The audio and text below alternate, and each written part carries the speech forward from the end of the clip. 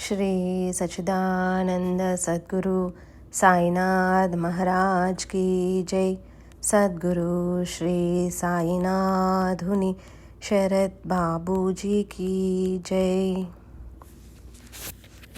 శ్రీ సాయి సచ్చరిత 32వ అధ్యాయం. గత అధ్యాయంలో విజయానందు మరణించటం, బాలకరాం సాయి సన్నిధిలో ఆత్మానందంలో లీనమవటం, తాత్యాసాహెబు నూల్కరు మరియు భక్త శ్రేష్ఠుడైన మేఘ ఉభయులు సాయి సమక్షంలో శరీరాలను వదలటం చెప్పబడింది. ఇంతకంటే గొప్ప చమత్కారం వ్యాఘ్రం వంటి క్రూర మృగం కూడా మరణించిన విధానాన్ని శ్రోతలు సవిస్తరంగా విన్నారు. ఇప్పుడు ప్రస్తుత అధ్యాయంలో సాయిబాబా స్వయంగా వర్ణించిన మధుర వృత్తాంతాన్ని చెబుతాను. ఇది శ్రోతలకు అత్యంత హితాన్ని కలిగించేది. ఒకసారి బాబా అరణ్యంలో ఉండగా అనుకోకుండా గురువు దర్శనమైంది. గురువు యొక్క అద్భుత చర్య ఎటువంటిదో శ్రద్ధగా వినండి. ఈ కథలోని విశేషాన్ని పామరున్నైన నేను ఎంతని వర్ణించగలను? దీనిని సాయి స్వయంగా తమ నోటితో చెప్పడం వలన ఇది శ్రద్ధాభక్తులను ముక్తిని ప్రసాదిస్తుంది. ఒక స్త్రీ బాబాను దర్శనం చేసుకుని అక్కడ 3 రోజులు ఉపవాస వ్రతంతో ఉండాలని మనస్సులో అనుకుంది. కానీ బాబా ఆమెకు మంచి అవకాశాన్ని కల్పించి ఎలా ఆమె నిశ్చయాన్ని మార్చి ఆమెచే కమ్మని బొబ్బట్లు చేయించారో, బొబ్బట్లను కేవలం చేయించడమే కాదు ఆమె యథేచ్ఛగా తినేలా చేశారు. పరుల సేవలో శరీరాన్ని శ్రమింపచేసి జన్మను సార్థకం చేసుకోవటం ఆమెకు శ్రేయస్కరం. ఉపవాస వ్రతం వలన కలిగే మేలు కంటే ఇతరులకు సాయపడటం పరమ కళ్యాణప్రదమని ఆమె ఎన్నటికీ మరచిపోకుండా బాగా తెలియచేశారు. అట్లే పరమార్థంపై శ్రద్ధ గలవారు ఎలా దృఢమైన అభ్యాసం చేయాలి, శాశ్వతమైన వస్తువును సాధించటానికి ఎలా కఠినమైన సాహసం చేయాలి, ఈ విషయంపైన కథానుక్రమం అమృతం కంటే పరమ మధురం. ఇది శ్రోతలకు భక్తి ప్రేమలను కలిగించి దుఃఖాన్ని తొలగిస్తుంది. ఇప్పుడు శ్రవణార్థుల కోరికను తీర్చి వక్తకు శ్రోతలకు ఆత్మానందాన్ని కలిగించే మధురమైన కథ. పామరుణ్ణి మూర్ఖుణ్ణి అయిన నాచే బాబా అలౌకికము ప్రేమభరితమైన కథలను చెప్పిస్తున్నారు. వీనిని రాస్తుంటే కూడా అడుగడుగున ఉత్సాహం. గంగా దర్శనంతో పాపం, చంద్రుని దర్శనంతో తాపం తొలగిపోయేలా సాయిబాబా ముఖం నుండి వెలువడిన వచనాలు పాప తాపాలను తొలగించేవి. ఇప్పుడు గురుదర్శనాన్ని గురించి సాయిబాబా ముఖతః వెలువడిన వచనాలను శ్రోతలైన మీరు శ్రద్ధగా వినండి. వేదాంగ అధ్యయనాలు, శృతి శాస్త్ర పారాయణాలు చేసినా గురు కృప లేకుండా జ్ఞానప్రాప్తి లేదు. ఇతర సాధనాలన్నీ వృధాశ్రమ మాత్రమే. అవ్యక్తాది స్థావరాలలో అతి విశాలమైన ప్రపంచ వృక్షం జనన మరణ శోకాకులితం. కనిపించేవన్నీ నాశనవంతమైనవి, ఛేదింపబడేది, నశించిపోయేది కనుక దీనిని వృక్షమని అంటారు. ఈ అవ్యక్త ప్రపంచం స్థావరాల రూపంలో ప్రకటమైంది కనుకనే ప్రపంచాన్ని వృక్షంతో పోల్చుతారు. దృశ్య రూపంలో కనిపించేది నాశవంతమైన ఈ ప్రపంచ వృక్షం యొక్క వ్రేళ్లు పైకి ఉంటాయి. దాని శాఖలు విస్తారంగా వ్యాపించి ఎవరికైనా కాస్త కూడా ఊహకు అందకుండా ఉంటాయి. క్షణం క్షణం శాఖలు వ్యాపించుకుని పోతాయి. ఇది దూరం నుండి రమణీయంగా కనిపిస్తుంది. కానీ ఆలింగనం చేసుకుంటే శరీరమంతా ముళ్ళు గుచ్చుకుంటాయి. అరటి చెట్టు స్తంభం వలె ఇది సత్తువలేనిది, నిస్సారమైనది. ఎండమావుల వలె, గంధర్వ నగరం వలె ఆకాశ లాలసలో బంధించే ఈ వృక్షం అందంగా కనిపిస్తుంది. ఇది అజ్ఞానం వలన కలిగే కోరికల కారణంగా చేసే కర్మల నుండి ఉద్భవించినది. అవ్యక్త బీజంలో నుండి పుట్టినది. అస్తిత్వం లేకుండానే ప్రతిక్షణం వేరువేరు స్వభావాలతో స్వతహా భాసిస్తూ ఉంది. అజ్ఞాన కారణంగా జన్మించినది కనుక ఇది అనర్థాత్మకం. ఆశ, తృష్ణాది నీటితో చుట్టబడి ఉంటుంది. ధనధాన్యాలు, భార్యాబిడ్డలు, పరివారం వగైరా శరీరబుద్ధి కారణంగానే లింగ భేదాలతో అసంఖ్యాకమైన ప్రాణులు ఈ వృక్షం యొక్క భుజాలు. కర్మ వాసనాలు మొదలగు వ్రేళ్లతోనున్న ఈ వృక్షం బోలు. శృతి స్మృత్యాది పత్రాలతో నిండి శబ్ద స్పర్శాది చిగుళ్లతో నిగనిగలాడుతూ యజ్ఞదానాది క్రియా కుసుమాలతో శోభిస్తూ సుఖదుఖాలనే ద్వంద్వ రసాలతో నిండి ఉంది. దీని ఫలాలకు అంటూ లేదు. అన్నింటికీ ఇదే జీవనాధారం. భూర్భువాది సకల లోకాలు దీనికంటే వేరు కాలేవు. ఒకప్పుడు నృత్యాలు, గీతాలు, వాద్యాలు, ఒకప్పుడు నవ్వు లేదా ఏడుపులతో ఆటలతో ఈ సనాతన అశ్వత్థ వృక్షం ఎప్పుడూ అధోవదనంతో ఉంటుంది. ఇది మాయోపాధి బ్రహ్మలో ఆవిర్భవించింది. ఇది వైరాగ్య శస్త్రంతో నశిస్తుంది. సద్భావం దీనికి మూలాధారం. దీని స్వభావం ప్రకాశించటం అని తెలుసుకోవాలి. బ్రహ్మ సత్యం, అంతటికీ ఆధారం. ఈ జగత్తు స్వప్నం వలె మిథ్య. దీనికి అది అంతం అని నిర్ధారించలేనప్పుడు మధ్య మాత్రం ఎలా ఉండగలదు? విరాగులు దేని కొరకు పరిశ్రమ చేస్తారో, సాధువులు దేనియందు ఎల్లప్పుడూ అనురక్తులై ఉంటారో, ముముక్షువులు దేనిని అపేక్షిస్తారో, దేనిని సాధకులు అభిలషిస్తారో అట్టి పరమాత్మ తత్వాన్ని తెలుసుకోదలిచిన వారు సత్పురుషులను శరణుజొచ్చి కుతర్కాలన్నింటినీ విడిచి వారు చెప్పినది వినాలి. మనస్సులోని ఆలోచనలన్నింటినీ కట్టిపెట్టి బుద్ధి చాతుర్యాన్ని వదిలి మమకారాలను విడిచి నిస్సంగులై చక్కగా గురు చరణాలను ధ్యానించాలి. కుతర్కాలను పారద్రోలాలి. లేకపోతే అవి మార్గంలో అడ్డు తగులుతాయి. అహంకారాన్ని అరికాలి క్రింద నలిపివేస్తేనే భవాన్ని దాటి తీరానికి చేరుకోగలరు. ఈ విషయంలో బాబా స్వయంగా చెప్పిన ఒక మధురమైన కథను వినండి.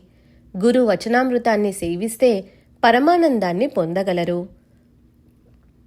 ఒకసారి మేం నలుగురం పురాణాలను గ్రంథాలను చదివి జ్ఞాన సంపన్నులైపోయామని తలచి బ్రహ్మనిరూపణ చేయసాగాం. ఉద్ధరేదాత్మ నాత్మానాం ఈ గీతావచనం ప్రకారం పరావలంబనం ఎప్పుడూ పనికిరాదు అని ఒకరు ప్రవచించారు. మనస్సును స్వాధీనంలో ఉంచుకున్నవాడే ధన్యుడు.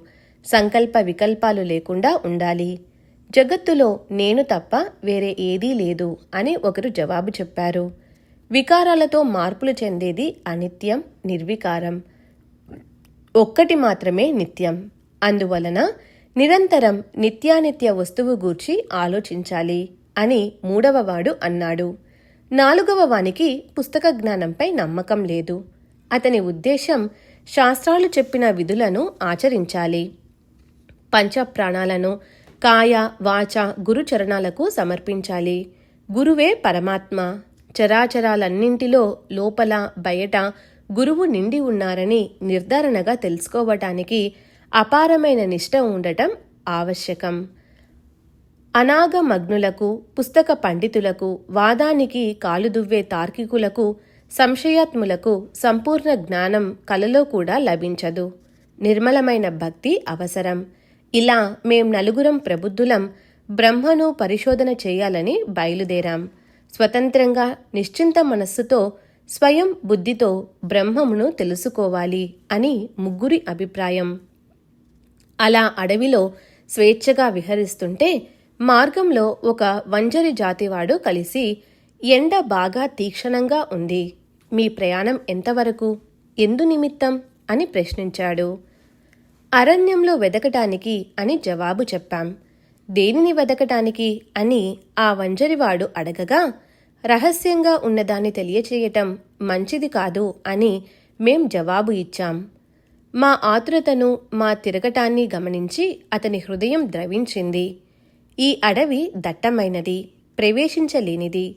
దారి తెలియకుండా మీ ఇష్టం వచ్చినట్లు తిరగకండి. అరణ్యంలో తిరగటానికి మీ వెంట ఎవరినైనా మార్గదర్శకుణ్ణి తీసుకుని వెళ్ళండి. మిట్ట మధ్యాహ్నం ఈ సాహసం, ఈ శ్రమ ఎందుకోసం? రహస్యమైన విషయమైతే చెప్పకండి. కానీ కాసేపు కూర్చుని కాస్త రొట్టెను తిని నీరు త్రాగిన తర్వాత వెళ్ళండి. ఓర్పును వహించండి అని చెప్పాడు. ఎంతో దయతో చెప్పినా మేము అతని మాటను త్రోసిపుచ్చి అట్లే ముందుకు బయలుదేరాం. మార్గంలో బాగా అలసిపోయాం. మేమందరం బుద్ధిమంతులం. మా మార్గాన్ని మేమే వెదుక్కోగలం. మార్గదర్శకుడు ఏమవసరం అని మా అహంభావం. కానీ అతి విస్తారమైన ఆ అరణ్యంలో దట్టంగా వృక్షాలు, సూర్యకిరణాలు కూడా ప్రవేశించలేనప్పుడు అక్కడ దారి ఎలా తెలుస్తుంది? ఏ దిక్కు నుండి వచ్చామో, ఎటు వెళ్లాలో దారి మరచిపోయి వృధాగా అటూ ఇటూ తిరిగాం. కాని దైవవశాత్తు బయలుదేరిన చోటికి చేరుకున్నాం. దైవమే పంపినట్లు అనిపించింది. మునుపటి వంజరివాడు మరలా కలిసి, మీరు దారి తప్పినట్లున్నారు. బుద్ధి చాతుర్యం ఒక్కొక్కప్పుడు పనికిరాదు. చిన్న పనైనా పెద్దదైనా దారి చూపించే వారెవరైనా ఉండాలి. కడుపు ఖాళీగా ఉంటే మీ పరిశోధన సాగదు. అట్టి స్థితిలో బుద్ధి భ్రమిస్తుంది. పరమేశ్వరుని ఆజ్ఞ లేకుండా మార్గంలో ఎవరూ కలవరు. వడ్డించిన భోజనాన్ని తిరస్కరించకండి. అన్నం పల్లాన్ని త్రోసిపుచ్చకండి. ఎవరైనా రొట్టెలను ఇచ్చి తినమని చెబితే వారి మాట శుభశకునమని, కార్యం నిర్విఘ్నంగా జరుగుతుందని గ్రహించాలి. ఇప్పుడు ఈ అల్పాహారాన్ని తీసుకోండి, కొంచెం ధైర్యం వహించండి అని చెప్పాడు. కాని అతని మంచి మాటలు రుచించక మరలా నిరాహారంగానే బయలుదేరాం. పరిశోధన పూర్తి కాకుండా అన్నాన్ని సేవించం అన్న మొండి పట్టుదలతో ముగ్గురు నష్టపోయారు. నాకు ఆకలిగా ఉంది. దాహంతో గొంతు ఎండిపోయింది. వంజరివాని ప్రేమ అలౌకికం. నిస్వార్థమైన అతని ప్రేమ నాకు నచ్చింది. మేము బాగా చదువుకున్న పండితులం. కాని మాకు దయాదాక్షిణ్యాలు లేవు. ఎంగిలి చేత్తో కాకిని తరిమికొట్టాం. కాని ఏ చదువు, ఏ యోగ్యత లేనివాడు నిమ్న జాతి వంజరుడు హృదయంలోని నిండు ప్రేమతో రొట్టె కూర తినమని చెబుతున్నాడు. ఇలా ఏ లాభాన్ని ఆశించని నిస్వార్థ ప్రేమను చూపించేవాడే నిజమైన జ్ఞాని. అతని మాటను గౌరవించడం బ్రహ్మవిద్యను తెలుసుకోవటానికి ఉపక్రమం అని అనిపించింది. ఆదరపూర్వకంగా అతడు ఇచ్చిన రొట్టె ముక్కను తిని నీరు త్రాగాను. అంతే. ఏం ఆశ్చర్యం! అకస్మాత్తుగా గురుమహారాజు ప్రత్యక్షమయ్యారు. వాదోపవాదాలు దేని గురించి అని అడగగా జరిగిన వృత్తాంతమంతా అతనికి మనవి చేశాను. నా వెంట వస్తావా? నీవు వెదుకుతున్న దానిని త్వరగా చూపెడతాను.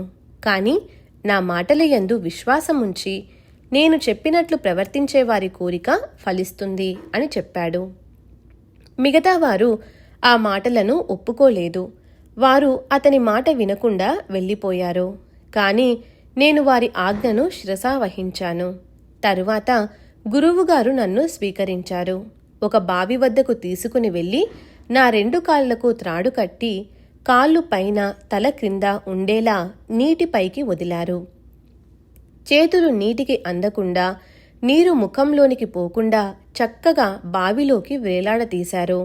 త్రాటి రెండవ కొనను బావి ప్రక్కనున్న ఒక చెట్టుకు బాగా కట్టి గురువుగారు చక్కగా సంశయం లేకుండా ఎక్కడికి వెళ్లారో ఎవరికీ తెలియదు. 10-12 గటికలు గడిచాక గురువుగారు మరలా వచ్చారు. చరచరా నన్ను బయటకు లాగి బాగున్నావా అని ప్రశ్నించారు. చాలా ఆనందంగా ఉన్నాను. నేను అనుభవించిన అపార సుఖాన్ని పామరుణ్ణైన నేను ఎలా వర్ణించను అని జవాబిచ్చాను. నా మాటలను విని గురువుగారు ప్రసన్నులయ్యారు. తమ హస్తాలతో నా శరీరాన్ని నిమిరి నన్ను వారి వద్ద అట్టిపెట్టుకున్నారు. ఇదంతా చెబుతుంటే నా హృదయం ప్రేమతో ఉప్పొంగిపోతుంది. తరువాత గురుమహారాజు నన్ను పాఠశాలకు తీసుకుని వెళ్లారు. పక్షి తన పిల్లలను రెక్కలలో ఒదిగిపెట్టుకునే రీతిగా గురువు నాపై ప్రేమను చూపారు. గురువుగారి ఆ పాఠశాల ఎంతో రమ్యమైనది. అక్కడ జననీ జనకుల వాత్సల్యం తొలగిపోయింది. మాయా, మోహం, మమకారాది శృంఖలాలు విడిపోయాయి. అవలీలగా ముక్తిని పొందాను. అవాంఛనీయమైన బంధనాలు విడిపోయాయి. పరమార్థంలో ప్రతిబంధకమైన ప్రవృత్తి తొలగిపోయింది. గురువు కంఠాన్ని పెనవేసుకుని వారి కళ్ళల్లో ఉండిపోవాలని అనిపించేది. వారి ప్రతిబింబం లేని కళ్ళు వట్టి మాంసపు గోళాలు. ఆ కళ్ళ కంటే అందున్ని అయిపోయినా బాగున్ను అని అనిపించేది. నా పాఠశాల అటువంటిది. అందులో అడుగుపెట్టాక వెనుకకు మరలిపోయే దౌర్భాగ్యులు ఎవరుంటారు? నా ఇల్లు, వాకిలి, తల్లి, తండ్రి, నా సర్వం గురువే అయ్యారు. వారిని ధ్యానించటానికి ఇతర ఇంద్రియాలతో సహా మనస్సు తన స్థానాన్ని విడిచి వచ్చి కళ్ళలోనే ఉండిపోయింది. గురువు యొక్క ధ్యానమే దృష్టి యొక్క ఏకమాత్ర లక్ష్యం.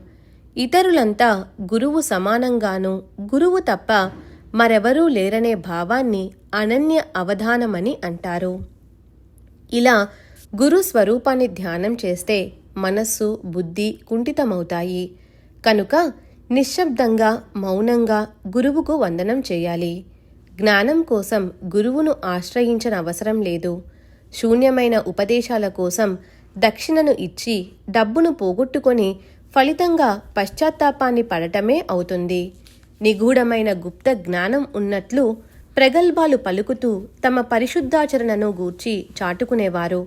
చిన్నతనం నుండి కపట నాటకాలు ఆడినవారు శిష్యునికి ఏం ఉపదేశిస్తారు? పైకి అన్ని విషయాలలోనూ మడికట్టుకున్నట్లు అలిప్తంగా కనిపించటం, మనసులో మాత్రం అలజడి అశాంతి. అనుభవ జ్ఞానం అసలే లేని గురువు యొక్క పాఠశాల పనికిరానిది. కేవలం పుస్తక జ్ఞానం పుష్కలంగా ఉండి బ్రహ్మజ్ఞానంలో అనుభవం లేని గురువు స్వయంగా తన నోటితో తన గొప్పతనాన్ని చెప్పుకునే గురువు వద్ద శిష్యులకు ఏం మంచి లభిస్తుంది? గురువు చెప్పిన వచనాలు హృదయంలో చొచ్చుకొని పోక అంతరంగంలో ఏ అనుభవమూ కలుగచేయని ఆ గురువు మాటలు వట్టి ప్రేలాపనయే కాని ఆ గురుత్వం ఎందుకు పనికి వస్తుంది? మా గురువు నన్ను బాగా సేవలో నియమించి నాకు జ్ఞాననిధిని చూపించారు. దానిని వెతుక్కునే అవసరం కలగలేదు. అట్లే ఆ బోధను అర్థం చేసుకోవటానికి ఏ కాస్త శ్రమ పడనవసరం లేకుండా పోయింది. అర్థాలన్నీ వాటంతట అవే స్వయంగా ప్రకటమై అప్రయాసంగా జ్ఞానం చేతికందింది. గురుకృప కారణంగా శోధన అక్కడికక్కడే ఆగిపోయింది. తల క్రింద కాళ్ళు పైన ఉంచి తల క్రిందులుగా వేలాడతీసినందువలన నాకు ఎలా ఆనందం కలిగిందో సమర్థులైన గురువుకే తెలుసు. సత్పురుషుల విధానం తలక్రిందులుగా ఉంటుంది. దీనిని అనుభవపూర్వకంగా తెలుసుకోవాలి. ఇక్కడ గురువు యందు నిష్టయే ప్రమాణం. గురుకృప ఒక్కటే సాధనం. కర్మఠులకు విధి నిషేధాలుంటే జ్ఞానులకు జ్ఞానాభిమానం, యోగులకు దంభ ప్రదర్శన శ్రమ. ఇక్కడ శ్రద్ధా విశ్వాసాలు తప్ప ఏవీ సాగవు. పండితుల కళ్ళు గర్వాంధకారంతో నిండి ఉంటాయి. వారు అభిమానం మూర్తీభవించిన ప్రత్యక్ష రూపాలు. జ్ఞానులు వానిని చూచి వారి సహవాసం నచ్చక పారిపోతారు. జ్ఞాని నాకంటే వేరే మరో దేవుడు ఎవరున్నారు? నేను జ్ఞాన సంపన్నుణ్ణి, నేనే పరిపూర్ణ చిద్గనుణ్ణి అని అంటాడు. భక్తుడు తన భక్తిభావంలో ఉంటాడు. జ్ఞాన గరిమను చాటుకోడు. తనువు మనస్సు ధనం స్వామి సేవకే వినియోగిస్తే తన సర్వస్వం స్వామికే అర్పిస్తాడు. ఇది నా ప్రతాపం, ఇది నా చాతుర్యం, ఇది నా సామర్థ్యం, ఇది నా బుద్ధి వైభవం యొక్క ప్రభావం అన్న అహంభావం అతనికి ఉండవు. ఏది జరిగినా దైవమే చేయించాడని, క్రిందకు దించినా పైకి ఎక్కించినా దేవుడేనని, పోట్లాడినా పోట్లాడించినా అతడేనని, చేసేవాడు చేయించేవాడు అతడు ఒక్కడేనని కర్తృత్వం భగవంతునిపై వేసి స్వయంగా అత్యంత నమ్రతతో ఉంటాడు. భక్తులు ఎప్పుడూ భగవంతునిపై ఆధారపడి ఉంటారు. వారికి స్వాతంత్ర్యం ఉండదు. మన నలుగురు ప్రబుద్ధులు దేనిని వెదకాలని బయలుదేరారో ఇంతవరకు తెలియకుండానే ఉంది కదూ. ఇప్పుడు ఆ విషయాన్ని వినండి. ఈ ఘనాపాటి కర్మఠులందరూ పాండిత్యాన్ని, పుస్తకాలలోని శబ్దజ్ఞానాన్ని గర్వంగా చాటుకుంటూ చర్చించుకుంటూ ఉండగా భగవంతుని విషయం వచ్చింది. తమ జ్ఞానంతో భగవంతుడు ఎక్కడుంటాడు, ఎలా ఉంటాడు, ఏ ఉపాయాలతో ఏ విధంగా మనకు త్వరగా లభిస్తాడు అని వారి ఆలోచన. ఆ ప్రబుద్ధులలో సాయి ఒకరు. వీరు మూర్తీభవించిన వివేక వైరాగ్యాల మూర్తి. వారు స్వయం పరబ్రహ్మ అయి ఉండి మరి ఎందుకు అలా అవివేకంగా ప్రవర్తించారు అని శ్రోతలకు సందేహం కలుగుతుంది. ఇది కేవలం లోక వ్యవహారం కొరకు. భక్తులను ఉద్ధరించే సాయి సమర్థులు హీనత్వాన్ని ఎందుకు ఆపాదించుకుంటారు? తాము స్వయం అవతార పురుషులై ఉండి వంజరివాణిని గౌరవించి అతని ఆహారాన్ని స్వీకరించి అన్నం బ్రహ్మ అని తెలియచేసే దాని మహిమను గానం చేశారు. అట్లే ఆహారాన్ని అవమానం చేసిన వారికి ఎలా నష్టం వాటిల్లుతుంది అని ఈ ప్రబుద్ధుల కథ ద్వారా తెలియచేసి గురువు లేకుండా ఎవరూ జ్ఞాని కారు అని చెప్పారు. తల్లి, తండ్రి, ఆచార్యుల బోధ లేకుండా ధర్మం, జ్ఞానం లభించటం అశక్యం. అవి కూడా అధ్యయనంపై ఆధారపడి ఉంటాయి. అనుష్ఠానం లేకపోతే అంతా వ్యర్థం. తల్లి, తండ్రి, గురువుల ఆశీర్వచనాలను సంపాదించుకోవాలన్న శృతివచనం ప్రసిద్ధమైనది. ఈ ముగ్గురి మాట పాటించాలి, లేదా వేద పఠనం, యజ్ఞాలు, దానధర్మాలు చేయాలి. ఇవి జనన మరణాలను తప్పించుకునే గొప్ప సాధనాలు. ఇవన్నీ చిత్తశుద్ధికి సాధనాలు. ఇవి లేకుండా ఆత్మవస్తువు చేతికందదు. ఆత్మను తెలుసుకోలేని జీవితం వ్యర్థం. శరీరం, ఇంద్రియాలు, మనస్సు మరియు బుద్ధి కూడా ఆత్మను తెలుసుకోలేవు. ఇటువంటి నిగూఢమైన ఆత్మస్వరూపాన్ని గురువు అనుగ్రహంతో దర్శించుకోవచ్చును. ప్రత్యక్ష ప్రమాణం, అనుమాన ప్రమాణం అన్న 2 ప్రమాణాలతో తెలుసుకోలేని ఆత్మను గురువు తప్ప సులువుగా కరతలామలకంగా ఎవరు చూపించగలరు? ధర్మం, అధర్మం, మూడవదైన కామం శ్రమపడితే ప్రాప్తిస్తాయి. కానీ 4వదైన పరమ పురుషార్థం గురువు లేకుండా వృధాశ్రమయే. ఈ షిరిడి సత్పురుషుని దర్బారుకు జ్యోతిష్యులు వచ్చి బాబాకు వందనం చేసి మానవ శరీరం యొక్క భవిష్యత్తును గొప్పవారికి గొప్పగా చెప్తారు. ధన ధాన్యాది వైభవాలను అనుభవించే రాజులు మరియు జోగులు, బైరాగులు దర్శనాభిలాషతో వస్తారు. జపం చేసేవారు, తపస్సు చేసేవారు, వ్రతంలో ఉన్నవారు, సన్యాసులు, యాత్రికులు, ఆ ఊరివారు, గాయకులు, నర్తకులు పరివార సమేతంగా సాయి దర్శనానికి షిరిడీకి వస్తారు. ఈ సాయి దర్బారుకు హరిజనులు కూడా వచ్చి జోహార్లు చేస్తారు. వీరే నిజమైన తల్లి, తండ్రి. వీరు జనన మరణాలను తప్పిస్తారు అని అంటారు. మెడలో ఆత్మలింగాన్ని వేసుకొని, నొసట విభూతిని దిద్దుకొని, ధాన్యపు గింజల భిక్షపై దృష్టి ఉంచే జంగమవాణి తమాషా వేషాన్ని చూడాలి. లోపల కపటం ఉన్నా పైకి మధురంగా మాట్లాడే గారడివారు వస్తారు. దేవిని ఆరాధించే గొంధలి ఉపాసన చేసేవారు వస్తారు. భవానీ భక్తులు బాబా వద్ద ప్రీతిగా భిక్షను కోరుకుంటారు. గ్రుడ్డివారు, కుంటివారు, చెవిటివారు, గోసావి, జోగులు, నానక్, అనుయాయులు, భట్రాజులు, దివిటీలు పట్టుకునేవారు సాయి సమర్థుని యందు అత్యంత భక్తితో పరిగెత్తుకుని వస్తారు. డక్కాలు, డమరుకాలు వాయించుకుంటూ సోది చెప్పేవారు వస్తారు. కోలాటం వారు కూడా వచ్చి కోలాటం ఆడతారు. అట్లే ప్రేమమయుడైన వంజరివాడు ఆ సమయానికి వచ్చాడు. సాయి యొక్క అవతారం ధన్యం. వారు మూర్తీభవించిన వైరాగ్యం. వారికి విషయాల యందు ఆసక్తి లేదు. వారు నిస్సంగులు, నిస్వార్థులు. భక్తులపై వారికి అసమానమైన ప్రేమ. ఇప్పుడు పూర్వానుసంధానం. మరలా ముఖ్య కథను ఆరంభిస్తాను. శ్రోతలు సావధానులై వినండి. బాబా స్వయంగా ఉపవాసం ఉండేవారు కాదు. ఎవరినీ కూడా ఉండనిచ్చేవారు కాదు. ఉపవాసం ఉన్నవారి మనస్సు నిశ్చలంగా ఉండదు. అలాంటి వారు పరమార్థాన్ని ఎలా సాధించగలరు? ఖాళీ కడుపుతో భగవంతుడు లభించడు. కనుక ముందుగా ఆత్మను సంతుష్టపరచాలి అన్న ఈ ఉపదేశానికి సంబంధించిన మరొక కథను శ్రోతలకు మనవి చేస్తాను.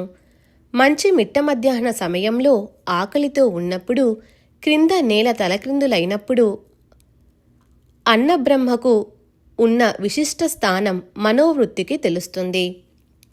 అటువంటి దుర్భరమైన సమయంలో అన్నం ముద్దను నోటికి అందించకపోతే ఇంద్రియాలు నీరసించిపోయి తమ తమ పనులను మరచిపోతాయి. పొట్టలో అన్నం తడి లేకపోతే భగవంతుణ్ణి ఏ కళ్ళతో చూడగలం? దేవుని మహిమను ఏ వాక్కుతో వర్ణించగలం? ఏ చెవులతో వినగలం? సారాంశం, సకలేంద్రియాలు శక్తివంతంగా ఉన్నప్పుడే భగవంతుణ్ణి భక్తితో ఉపాసించగలం. ఆహారం లేకుండా శరీరం నీరసించిపోతుందే తప్ప పరమార్థం వైపు అడుగు సాగదు. అతిగా భోజనం చేయటం కూడా మంచిది కాదు. వాస్తవానికి మిత భోజనం సుఖకరమైనది. ఉపవాసం అత్యంత భయంకరమైనది. అది ఎప్పుడూ బాధను కలిగిస్తుంది. ఒకసారి ఒక స్త్రీ కేల్కరుకు ఉత్తరాన్ని తీసుకొని పరమోత్సాహంతో సాయి యొక్క దర్శనానికి షిరిడీకి వచ్చింది. సాయి మహారాజు చరణాల వద్ద 3 రోజులు ఉపవాస వ్రతంతో కూర్చోవాలని ఆమె నిశ్చయించుకుంది. కానీ ఆమె నిర్ణయం ఫలించలేదు. బాబా నిత్యం ఆచరించే పద్ధతులను బట్టి పరమార్థాన్ని సాధించాలనుకునేవారు ముందు నడుముకు రొట్టెను మూట కట్టుకోవాలి. కానీ ఆ స్త్రీ యొక్క నిర్ణయం దానికి వ్యతిరేకం. పరమాత్మ సాక్షాత్కారాన్ని పొందగోరేవారు ముందుగా ఆహారాన్ని తీసుకోవాలి. జీవునికి శాంతి లేకపోతే దేవుణ్ణి ఎలా తెలుసుకోగలం? ఆకలి కడుపుతో భగవంతుని ప్రాప్తి కల్పాంతంలో కూడా సంభవం కాదు. ఉపవాస తపవాసాలనే కష్టాలు సాయి వద్ద సాగవు. అంతర్జ్ఞాని అయిన సాయి మహారాజు ముందు రోజే ఆ స్త్రీ రాక విషయం తెలుసుకొని దాదా కేల్కర్తో మాట్లాడారు. ఈ హోలీ పండుగ రోజున నా బిడ్డలు ఉపవాసం ఉంటారా? వారిని నేనెలా ఉపవాసం ఉండనిస్తాను? మరి నేనెందుకు ఉన్నాను? సాయిబాబా ముఖం నుండి ఈ మాటలు బయటపడ్డాయో లేదో మరునాడే ఆ స్త్రీ షిరిడీలో ప్రవేశించింది. ఈమె ఇంటి పేరు గోఖలే. ఈమె ఉపవాసం చేయాలని నిశ్చయించుకొని వచ్చింది. దాదా కేల్కరు వద్ద తన సామాను మూటను ఉంచి అతనికి ఉత్తరాన్ని ఇచ్చింది. కాశీబాయ్ కనిట్కర్ ఆమెకు ఆప్త బంధువు కాగా ఆ స్త్రీకి సాయిబాబా దర్శనానికి సదుపాయం కలిగించమని దాదాకు ఉత్తరం రాసింది. షిరిడీకి చేరుకున్న వెంటనే ఆ స్త్రీ బాబా దర్శనం చేసుకుని కాసేపు అక్కడ కూర్చుంది. ఆమెకు సాయిబాబా ఉపదేశం మొదలుపెట్టారు. వారికి ఎవరి మనసులో ఏముందో సమస్తం తెలుసు. భూమండలంలో వారికి తెలియనిదంటూ లేదు. అన్నమన్నాద అన్నం, అన్నం తినేవారు విష్ణు స్వరూపం. ఉపవాస తపవాసాలు, నిరాహారంగా లేక నీరు కూడా త్రాగకుండా ఉండడం, ఇవన్నీ వ్యర్థంగా ఎందుకు? ఈ ఉపవాసాలు తపవాసాలు చేసే అవసరం మనకేమిటి అని బాబా తమంతట తాము ఆమెతో అన్నారు. వెళ్ళు, దాదాభట్టు ఇంట్లో చక్కగా బొబ్బట్లు చేయి, వారి పిల్లలకు పెట్టి నీవు కూడా కడుపు నిండా తిను అని చెప్పారు. అసలు విషయం ఆ హోలీ పండుగ రోజున ఈ స్త్రీ వెళ్ళిన సమయాన దాదా భార్య అంటరాకుండా బయట చేరింది. అందుచేత ఆమె ఉపవాస వ్రతం కోరిక పోయి వంట చేయటం ఆమె వంతు అయింది. అలా పరమ ప్రేమతో బాబా ఆజ్ఞను పాలించింది. ఆమె భక్తితో బాబా పాదాలకు వందనం చేసి దాదా ఇంటికి వెళ్ళి బొబ్బట్లను చేసి అందరికీ పెట్టి తను తిన్నది. ఎంతటి అందమైన కథ! అంతర్గతంగా దీనిలో ఉన్న సారాంశం, గురువు వచనాలను పాలించే వారి ఉద్ధరణకు ఆలస్యం లేదు. ఇటువంటిదే మరొక కథ గుర్తుకు వచ్చింది. సాయి సమర్థులు భక్తులకు ప్రేమతో చెప్పినది శ్రోతలు శ్రద్ధగా వినండి. పరమార్థాన్ని సంపాదించుకోవాలని ఆశించేవారు బాగా శ్రమపడి దృఢమైన అభ్యాసం చేయాలి. వారికి కొంత సాహసం కూడా ఉండాలి. ఈ సత్కథామృతం అనే సాయి చరణ తీర్థాన్ని శుభం కలగటానికి ఎల్లప్పుడూ సేవించాలి. వినయంగా సత్పురుషుల చరణాలను ఆశ్రయిస్తే అంతఃకరణం పునీతమవుతుంది. ఒకసారి నా చిన్నతనంలో నడుము చుట్టూ రుమాలు చుట్టుకొని బ్రతకటానికి ఏదైనా వృత్తి చేయాలని బయలుదేరాను. నడుస్తూ నడుస్తూ బీడ్గాం అనే ఊరు చేరుకుని విశ్రమించాను. మా ఫకీరు యొక్క వింత సంకల్పాన్ని గని నాకు ఆనందం కలిగింది. నాకు అక్కడ జరీ పని దొరికింది. విశ్రాంతి లేకుండా నేను బాగా కష్టపడ్డాను. నా శ్రమ ఫలించింది. మా ఫకీరు పరాక్రమాన్ని చూడండి. నాకంటే ముందుగా ఉన్నవారు తెలివైన వారని పేరు పొందారు. 4 బాలురు పనిచేశారు. వారి పనికి కూడా విలువ కట్టారు.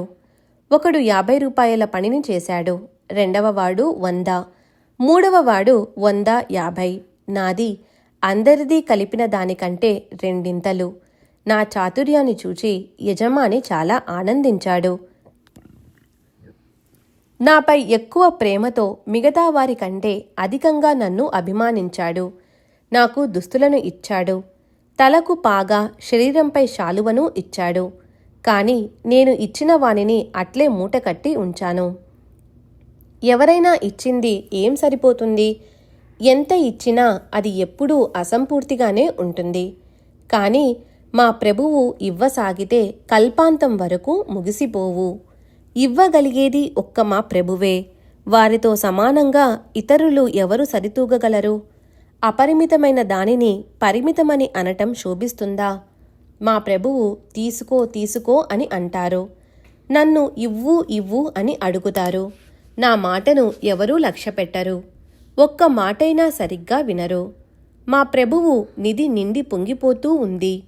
ఒక్కడైనా బండి తెచ్చుకోడు. త్రవ్వుకోండి అంటే ఎవ్వరూ త్రవ్వుకోరు. ఎవరూ ప్రయత్నం చేయరు. ఆ ధనాన్ని త్రవ్వుకోండి, బాగా దోచుకొని బల్లమీద తీసుకొని పొండి. తల్లికి నిజమైన కొడుకు వలె నిధిని నింపుకోండి అని చెబుతాను. మా పరిస్థితి ఏమిటి? మట్టి మట్టిలో కలిసిపోతుంది. గాలి గాలిలో కలిసిపోతుంది. ఈ సమయం మరలా రాదు. మా ఫకీరు కళ, మా భగవంతుని లీల, మా ప్రభువు విలక్షణం. నేను కూడా ఎప్పుడో ఎక్కడికో వెళ్తాను. ఏదో స్థానంలో కూర్చుంటాను. కాని ఈ జీవుడు మాయలో పడి మునకలు వేస్తుంటాడు. మాయ చాలా కఠినమైంది. నేను దానిని హీనంగా దీనంగా చేసేశాను. నేను అహర్నిశలు నా మనుషులను గూర్చి చింతిస్తుంటాను. ఎవరు ఎలా చేసుకుంటే అలా అలా అనుభవిస్తారు. నా మాటలను గుర్తుంచుకునేవారు ఎనలేని సుఖాన్ని పొందుతారు. హేమాడ్ సాయికి శరణుజొచ్చి వేడుకుంటున్నాడు. అపూర్వమైన ఈ కథా వర్ణనను సాయియే స్వయంగా చేస్తుండగా ఇక నా అహానికి చోటెక్కడిది? ఈ కథను మనవి చేసేది వారే, పఠించేవారు వారే, శ్రవణం చేసేవారు కూడా వారే, రాయించేవారు రాసేవారు కూడా వారే, అర్థాన్ని బోధపరిచేవారు కూడా వారే. ఈ కథా భూమిక సాయియే. ఈ కథలోని మాధుర్యం వారే. వారే వక్త, వారే శ్రోత, స్వానంద భోక్త కూడా వారే. మరి ఇటువంటి శ్రవణ మాధుర్యం పరమార్థం సాధించుకోవటానికి తక్కువ? ఈ ఆనందాన్ని ఎల్లప్పుడూ అనుభవించే భక్తులు భాగ్యవంతులు. ఇక తరువాతి అధ్యాయంలోని సారాంశం అపారమైన సాయి యొక్క విభూతి మహిమను సజ్జనులైన శ్రోతలు శ్రద్ధగా వినండి అని వేడుకుంటున్నాను. సాయి సమర్థులకు దయ కలిగి అపూర్వమైన తమ సచ్చరిత కథను రసభరితంగా వారే నాచే చెప్పించారని హేమాడ్ వినయంగా విన్నవించుకుంటున్నాడు. స్వస్తి శ్రీ సంత సజ్జన ప్రేరితము భక్త హేమాడ్ పంత్ విరచితము అయిన శ్రీ సాయి సమర్థ సచ్చరితంలో గురు మహిమా వర్ణనం అను 32వ అధ్యాయం సంపూర్ణం. శ్రీ సద్గురు సాయినాథార్పణమస్తు. శుభం భవతు. శ్రీ సచ్చిదానంద సద్గురు సాయినాథ్ महाराज की जय. सद्गुरु श्री साईनाथुनि शरद बाबूजी की जय.